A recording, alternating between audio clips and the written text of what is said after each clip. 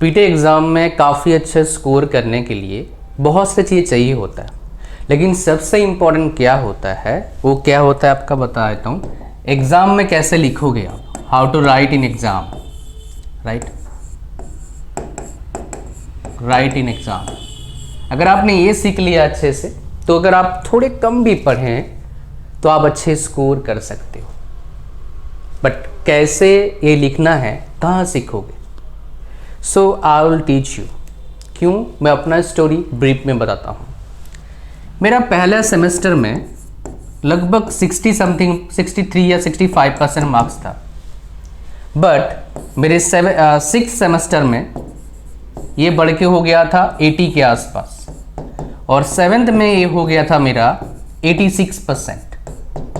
ये मैं इस परसेंटेज के साथ मैंने कॉलेज में टॉप किया था। मेरे कॉलेज से जो सेकंड टॉपर था मेरे से 50 नंबर पीछे था, और मेरा ब्रांच कोई CSC और ECE नहीं था जिसमें इन जनरल अच्छे मार्क्स आ जाते हैं। मेरा ब्रांच मैकेनिकल था।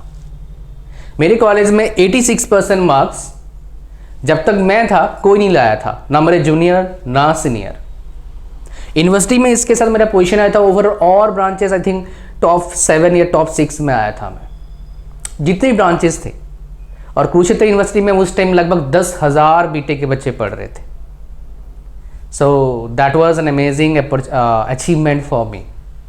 मार्क्स के वो ऐसा होता है, मार्क्स मैटर नहीं करता है। मैटर करता है भाई, आप झूठ बोल रहे हो। कैसे मैटर करता है? हाँ बोलोगे सब जगह मैटर करता है, नहीं, मैटर करता है बहुत जगह पर। बहुत सारे एग्जाम में अगर मार्क्स अच्छा नहीं आया तो आप एलिजिबल नहीं होंगे, तो आपको आता है तो क्या करोगे आप बैठने का मौका ही नहीं है आपको है। बहुत सारे प्लेसमेंट में आप बैठ ही नहीं पाओगे, तो क्या करोगे आप? स्किल का क्या करोगे बताओ? कहीं और यूज़ करोगे और क्या।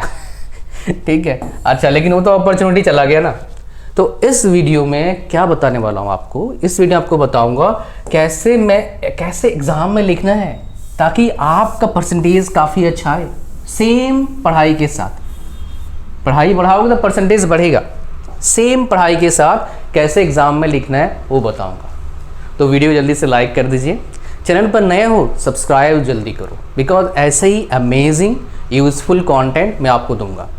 और हमारा एक टेलीग्राम चैनल है, उसको ज्वाइन कर लेना। उसमें बहुत सारे अपडेट्स, बहुत सारे ऑफर्स, बहुत सारे अमेजिंग वीडियोस में डालता हूँ। उसमें लगभग 7,500 बच्चे आ चुके हैं। सो जल्दी उसको बढ़ाओ यार, 10,000 जल्दी से करो। सो डिस्क्रिप्शन लिंक है उसका, फर्स्ट में लिंक है, जाइए उसको जरूर ज्वाइन करिएगा। आगे आप चलते हैं। सो एग्ज़ाम में मैंने देखा है, मेरे बहुत सारे स्टूडेंट्स को मैंने देखा है लिखते हुए एग्ज़ाम में, बिकॉज बहुत जगह पर मैं इन्विजिलेटर था। ठीक है, सो जब मैं पढ़ाया था कॉलेज में, यूनिवर्सिटी में, तो क्या मिस्टेक करते बताया था, मतलब उनसे क्या हो नहीं पाता है। एक होता है टाइम मैनेजमेंट, ये सबसे बड़ा प्रॉब्लम है उनके लिए, जिसके वजह से क्या होता है, टाइम मैनेजमेंट, जिसके वजह से उनका हैंडराइटिंग स्टार्टिंग में होता है काफ़ी बढ़िया और लास्ट में आते थे ख़त्म। तो जिसकी वजह से क्या होता है, हैंडराइटिंग बहुत अच्छा नहीं हो पाता है, और हैंडराइटिंग थोड़ा सा मैटर करता है, हैंडराइटिंग डाउन चला जाता है। और तीसरा प्रॉब्लम क्या होता है, उनका प्रेजेंटेशन अच्छा नहीं होता है, प्रेजेंटेशन स्किल उनका बहुत पुअर है, प्रेजेंटेशन पुअर रहता है, या फिर पुअर प्रेजेंटेशन बोल सकते हो। ये मेजरली 3 रीज़न होते हैं जिसके वजह से क्या होता है, आपका परसेंटेज में फ़र्क पड़ता है।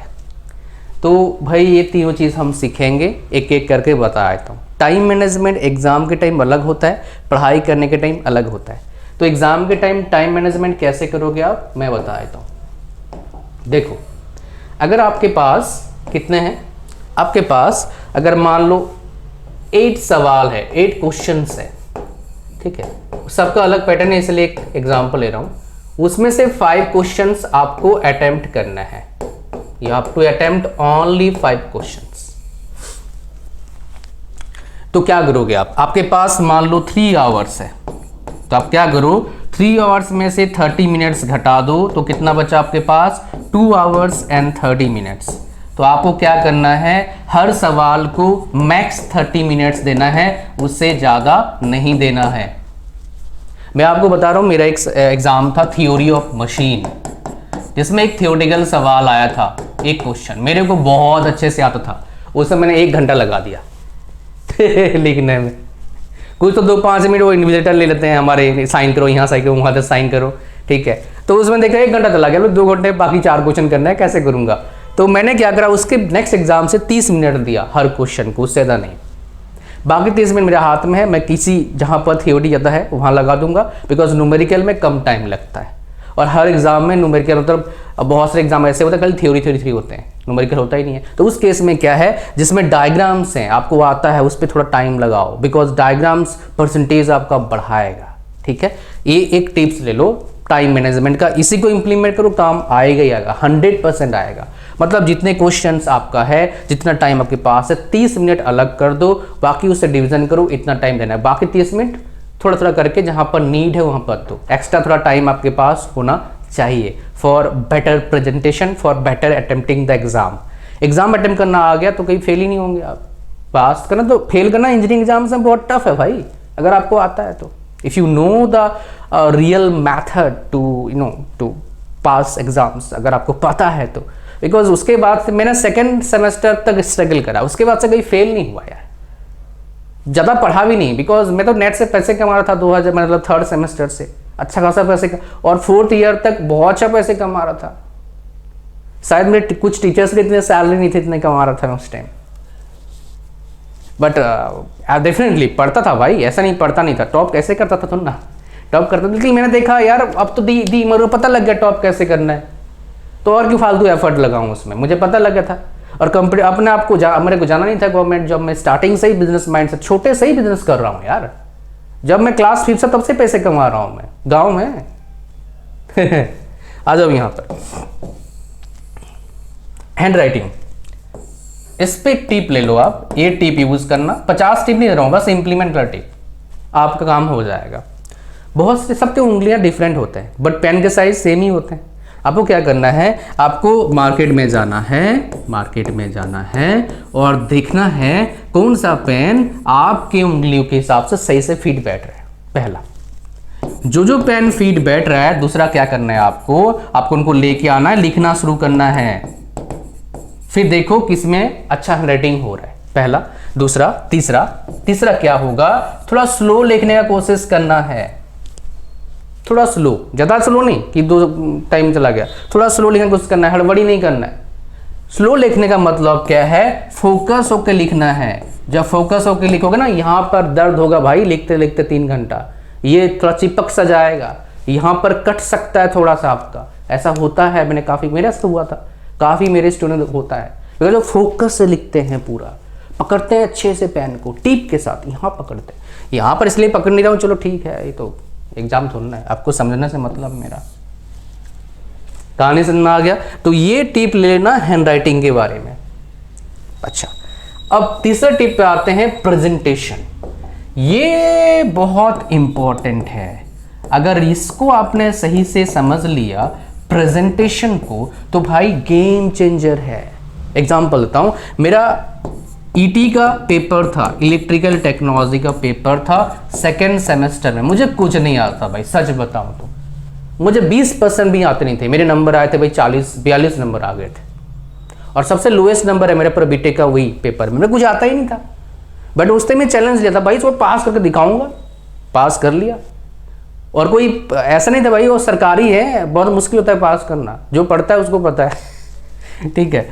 अच्छा, अगर आप किसी ऐसे डीम्ड यूनिवर्सिटी में, प्राइवेट यूनिवर्सिटी में, प्राइवेट कॉलेज में पढ़ रहे हो तो भी डिफिकल्ट हो सकता है, बिकॉज सरकारी यूनिवर्सिटी से एफिलिएटेड होगा, तो आपके लिए इजी हो जाता है। बट फिर भी ये टिप्स अप्लाई करते हो, आप टॉप कर सकते हो इजीली, बहुत अच्छे परसेंटेज ला सकते हो। परसेंटेज काफ़ी काम आ जाए आगे जाके। कोई मान लो डिप्लोमा कर रहा है, डिप्लोमा में बहुत सारे जगह पर, फॉर एग्जाम्पल मध्य प्रदेश, ठीक है, अगर मैं गलत नहीं हूँ आपका महाराष्ट्र, ठीक है, उसके बाद आंध्र प्रदेश, ठीक है, उसका तमिलनाडु, इनमें एग्जाम ही नहीं होते हैं बहुत जगह पर, देखा मैंने। डिप्लोमा के मार्क्स के बेस पर एडमिशन मिला, लो जाओ स्किल करते रहो भाई, टॉप कॉलेज में एडमिशन आपको मिल जाएगा बीटेक में। फॉर एग्जांपल अगर बात करूँ, हर स्टेट में टॉप कॉलेजेस होते हैं। महाराष्ट्र में काफ़ी अच्छे कॉलेजेस हैं, स्टेट गवर्नमेंट कॉलेजेस। मुंबई में VJTI है, SPIT है, उसके बाद आपका COEP है, और भी कुछ कॉलेजेस हैं। मार्क्स बेस पर एडमिशन मिल जाएगा, मोज ही मोज रहेगा आपका, बहुत अच्छा फायदा मिल जाएगा। बिकॉज बहुत अच्छा परसेंट मैंने देखा है प्लेसमेंट हो रहा है। कुछ NITs में इतने अच्छे प्लेसमेंट नहीं जितना इन कॉलेज में अच्छे प्लेसमेंट हो रहा है। बिकॉज काफ़ी लोगों ने कंसल्ट किया था मेरे से लास्ट ईयर, ठीक है, मतलब 2023 में, इसी साल में एडमिशन के टाइम। सो इम्पॉर्टेंट क्या है आपका प्रेजेंटेशन। अब प्रेजेंटेशन कैसे करोगे? सर बोले ये तो क्या है, थोड़ा हम कुछ करेंगे। देखो प्रेजेंटेशन स्किल डेफिनेटली मैटर करता है। एक बात देखना आप, जो आपका बच्चा टॉप कर रहा है उसका पेपर एक बार देखना, नेट पर सर्च करो आ जाएगा। और जो बच्चा टॉप नहीं कर रहा है, same teacher, same school, same teacher या फिर same college, same batch, same teacher पढ़ा रहे हैं, सेम किताबें हैं, देखना एक टॉपर और एक फेल में डिफरेंस क्या होता है। यही तो डिफरेंस होता है, पढ़ने का तरीका, कैसे एग्जाम में लिखना है, कैसे अपने टाइम को मैनेज करना है, कैसे पढ़ाई करना है, यही तो चाहिए होता है। बट मुझे पता है आप में से बहुत से लोगों का एक बड़ा प्रॉब्लम रहता है। वो बड़ा प्रॉब्लम क्या है? आपका इंग्लिश का प्रॉब्लम। तो इस इंग्लिश का प्रॉब्लम का सलूशन मेरे पास है। वो क्या? आपका इंग्लिश स्पीकिंग कोर्स मैं आपको दे रहा हूँ। इसमें 3 चीज़ें सिखा रहा हूँ। एक आपका कैसे एग्जाम में लिखना है, कैसे पढ़ाई करना है, और अंग्रेजी के जो प्रॉब्लम होता है has been, had been, have been, ये सब कुछ इसके अंदर है। तो आप कोई भी अगर इसमें आता है और सीखता है, it can be game changer for them. इसका भी प्राइस कितना है? 299 रुपीज़, बट आपको 100 रुपये और डिस्काउंट मिल जाएगा, 199 रुपये हो जाएगा। और दिसंबर के बाद जनवरी से 2024 इसका प्राइस हो जाएगा 599। तो जल्दी फ़ायदा उठाओ, डिस्क्रिप्शन लिंक है एंड मोज लो, ठीक है। इसका यूज़ करके बहुत सारे टॉप कॉलेजेस में पढ़ रहे हैं बच्चे मेरे, उनका मार्क्स में 10%, 15%, 20% बढ़ा है। Because just learning, after learning all this tips and tricks, ठीक है। तो आप जरूर इसको क्या करिएगा, ट्राई करिएगा। अच्छा, यहाँ पर आ जाइए। अब प्रेजेंटेशन कैसे होना चाहिए इसके लिए मैं समझाता हूँ। मान लो आपके पास क्या है, एक ऐसे, क्या है आपके पास, एक ऐसे आपके पास पेज है, ठीक है। ऐसे पेज में मैं 2 तरीके बताऊंगा। मान लो कोई ऐसे ऐसे लिखा जा रहा है, ऐसे ऐसे लिखा जा रहा है, ऐसे ऐसे लिखा जा रहा है, ऐसे ऐसे लिखा जा रहा है, ऐसे लिख दिया, पूरा लिख दिया, पूरा भर दिया, चलो भाई, ठीक है, ऐसे भर दिया। ये कैसा लग रहा है?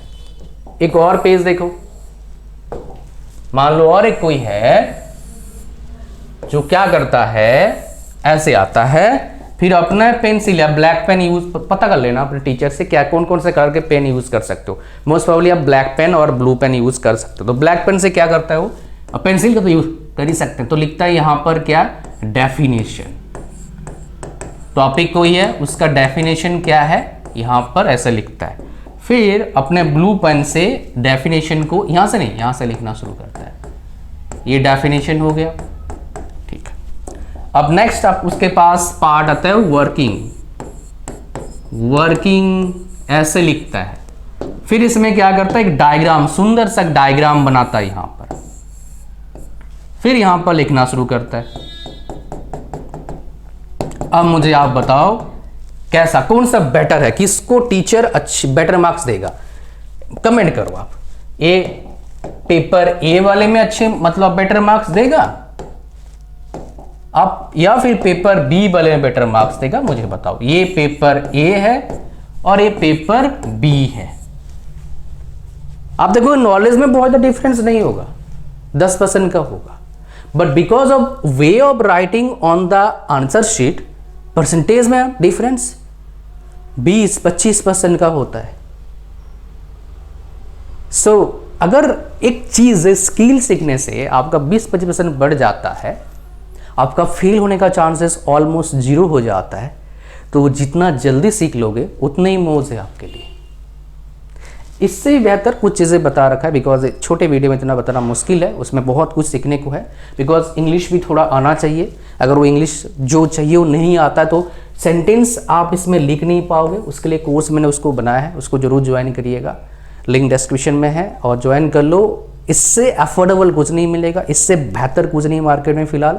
बिकॉज आई हैव सीन खाली इंग्लिश स्पीकिंग कोर्स करा था, मैं नहीं करा था, बिकॉज बहुत सारे लोग करवा रहे हैं। मैंने देखा ये गैप है, लोगों को पता नहीं है, जिसके से उनका रीअपियर आता है, हज़ार रुपया, 10,000 5,000 रुपया देना पड़ता है फॉर्म भरने के लिए, जिसकी वजह से लोग एलिजिबल नहीं होते हैं प्लेसमेंट में बैठने के लिए। बहुत सारे डिग्री क्लियर नहीं हो पाता है बिकॉज उनको ये पता नहीं है। अगर ये पता हो ना तो भाई वो फेल कभी नहीं होंगे। अच्छा यहाँ पर मैं आपको अच्छी बता देता हूँ, कोई टॉपिक आता है ना, पढ़ते हो आप तो एग्ज़ाम में क्या लिखोगे आप, उसमें वो डिपेंड करता है क्या पूछा है, बट बड़े क्वेश्चन में ऐसे लिखना है, डेफिनेशन हो गया आपका, वर्किंग हो गया आपका, ठीक है, उसके बाद एडवांटेजेस हो गया आपका, उसके बाद डिसएडवांटेजेस हो गया। डिसएडवांटेजेस मतलब काइंड ऑफ लिमिटेशन होता है, इस पर ज़्यादा घबराना नहीं है। डिसएडवांटेजेस हो गया, ठीक है। बहुत सारे का स्पेलिंग मिस्टेक होता है देखता हूँ मैं, कहाँ चला गया, एग्जाम के लिखने के टाइम, तो उसमें टेंशन मत लेना, थोड़ा थोड़ा अपना देखना। बहुत सारे बच्चों का देखता हूँ लिखते टाइम स्पेलिंग मिस्टेक हो जाता है, तो इसलिए होता है बिकॉज हम फोकस नहीं करते हैं पढ़ते टाइम तरीके से, इसलिए मिस्टेक होता है। तो भाई थोड़ा सा देना और थोड़ा एक्सरसाइज करना, उससे क्या होगा, आपका माइंड में डोपामाइन रिलीज होगा, तो थोड़ा खुशी मिलेगा आपको। पसीना अगर बहता है ना बॉडी से सुबह सुबह या शाम को, सुबह सुबह बेस्ट रहता है, तो भाई आपके डोपामाइन स्पाइक करता है, माइंड में खुशी मिलता है अंदर से, ठीक है। सेम खुशी मिलता है आपका जो दारू पीता है, आपका सिगरेट पीता है, उसके बाद मास्टरबेशन से सेम तरह का खुशी मिलता है, बट वो बैड है हमारी हेल्थ के लिए। कोई फिर लॉजिक लेके आएगा, सच में अगर लॉन्ग टर्म में देखोगे बैड है भाई, ठीक है। ये अच्छा है, exercise very good for health, ठीक है। अच्छा, definition, working, advantages, disadvantages, and then last में एप्लीकेशन। ये अगर आपने हेडिंग बना के डाल दिया, जो टीचर कॉपी चेक करते हैं उनके साइकोलॉजी के साथ भी आपको खेलना होता है। उनको लग जाता है कि बच्चा को आता है यार ऑलरेडी, ज़्यादा पढ़ता, इतना पढ़ता कौन है यार, मैंने कॉपी चेक करा है आपका, एक कॉपी में 50 रुपये मिलता था मेरे को, कोई इतना टाइम देगा, 2 मिनट में कॉपी चेक, चल भाई। सारे ऐसा ही करते हैं, खाली मैं नहीं। स्टार्टिंग में था एक कॉपी चेक करता, 15 20 22 मिनट 25 मिनट लग रहा था, तो भाई एक दिन में कितना चेक करूंगा, 2 घंटे एक्स्ट्रा टाइम मिलता था मेरे को पढ़ाने के बाद डेली का, 4 ही कॉपी चेक करूंगा, मेरे को मिलता था 100 कॉपी एक साथ, कैसे चेक करूंगा यार। मैं फिर अपना टीचर HOD को देखा कैसे चेक करते हैं, अच्छा समझ गया, चलो भाई लाओ। फिर एक दिन में भाई 40-50 कॉपी चेक करना शुरू कर दिया मैंने, 2 घंटे में 40-50 कॉपी चेक। फिर मैंने मेरे 100 कॉपी का स्लॉट, मेरे को ज़्यादा स्लॉट मिला, ज़्यादा पैसे भी आ गए, और मेरे को गलत नहीं होता था, आज तक कंप्लेन नहीं आया मेरे कॉपीज में, बिकॉज हमें पता लगता था भाई कैसे कॉपी चेक करना है। उसी का फायदा आपको उठाना है कि आपको तरीके से प्रेजेंट करना है। कम भी आता है, अच्छे से प्रेजेंट करोगे। भाई बहुत सारे बच्चों को देखते हो ना, 3 घंटे का पेपर होता है, पता नहीं क्या भागो भागो 1 घंटे भाग जाते हैं ना, ऐसा मत करो। 3 घंटे को पूरा इन्वेस्ट करना है उसमें। बाहर उससे कुछ इंपॉर्टेंट करने जा रहे हो क्या, कोई मीटिंग है 50 करोड़ का, तो जाओ, अदरवाइज इसमें इन्वेस्ट करना 3 घंटा पेपर में। अगर जितना पेपर होता है आपका, एक मिनट, एक सेकंड इंपॉर्टेंट है आपके लिए। यही तो आपका फ्यूचर बनाएगा आगे जाके, यही तो आपका एलिजिबल बनाएगा एग्जाम में बैठने के लिए। अब एलिजिबल ही नहीं होंगे तो क्या करेंगे आप? बिजनेस कर सकते हो तो उसके लिए पढ़ाई की जरूरत ही नहीं है। एलॉन मस्क में बोला है ना कि भाई नॉलेज के लिए पढ़ाई, स्कूल कॉलेज जाने की जरूरत नहीं है, चुपचाप किताब खरीदो, पढ़ाई हो गया। किताब कितने का आएगा इंजीनियरिंग का भाई? 40-45 किताब है, सेकेंड हैंड में कितना किताब, कितने रुपये का आएगा? एक किताब 200 रुपये का, 8000 में पूरा कंप्लीट इंजीनियरिंग पढ़ लोगे। लेकिन वो बिजनेस पर्सपेक्टिव है। जॉब पर्सपेक्टिव डिग्री चाहिए होता है, बिना डिग्री का बड़ा मुश्किल होता है यार। कहाँ कोई 1000, 5000, 10,000 में एक बंदा ले लिया, उसको लेके चलना बड़ा मुश्किल काम है। क्यों फंसना ऐसे काम में? ठीक है, ये था पूरा video. Thank you very much and मिलते हैं नेक्स्ट वीडियो में। God bless you all, bye bye.